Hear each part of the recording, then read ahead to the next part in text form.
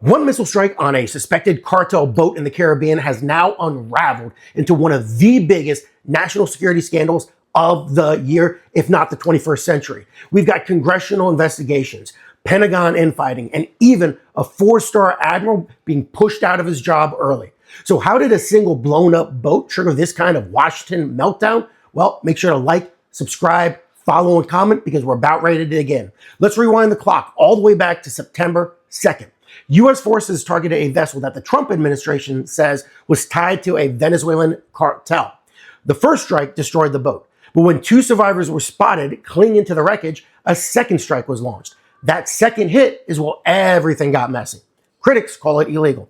Some are using phrases like extrajudicial killings and even war crimes. But Trump and Defense Secretary Pete Hegseth insist that the mission was lawful, decisive, and absolutely necessary. A direct message, in their opinion, to narco-terrorist networks that the U.S. won't tolerate drug routes aimed at American shores anymore. But before anyone treats this like an unprecedented overreach, history says otherwise, and we got to remind ourselves of this. Remember, under President Obama, drone strikes were used far beyond traditional battlefields. In 2011 alone, we killed an American citizen and an al-Qaeda leader in Yemen. Just weeks later, in a separate airstrike, we killed his 16-year-old American son, who was also tied to terrorism. Both incidents triggered enormous legal and ethical debates, and even President Obama oversaw 1,000 more strikes across Pakistan, Yemen, and Somalia. So when President Trump and Secretary of Defense Pete Hegseth argue that presidents of both parties have used lethal forces against non-state actors far from U.S. borders, they're not wrong about the precedent. Once details of the second strike leaked, Washington went into overdrive.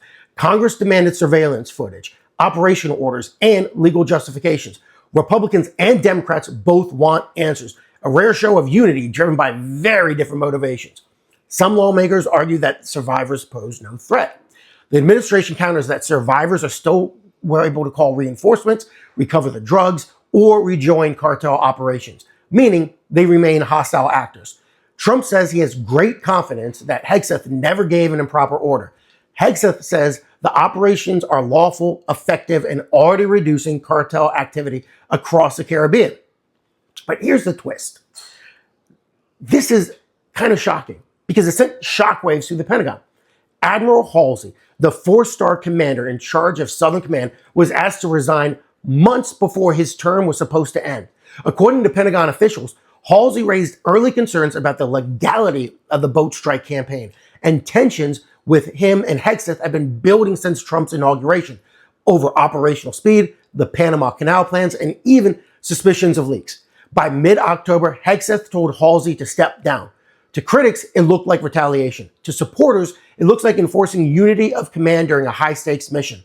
Either way, removing a four-star admiral in the middle of an active operation is almost unheard of, and it poured even more fuel on the fire. So here we are, one destroyed boat, dozens of alleged traffickers killed across multiple strikes, Congress circling, a four-star admiral pushed out, and an administration insisting that these operations are saving American lives. Whether you see this as decisive leadership or a dangerous overreach, the waves from the September strike are still crashing through Washington. And this storm is nowhere near over. So make sure to subscribe, like this video. If you got any questions, comment below because we're going to be following this storm as it progresses. Thanks for watching.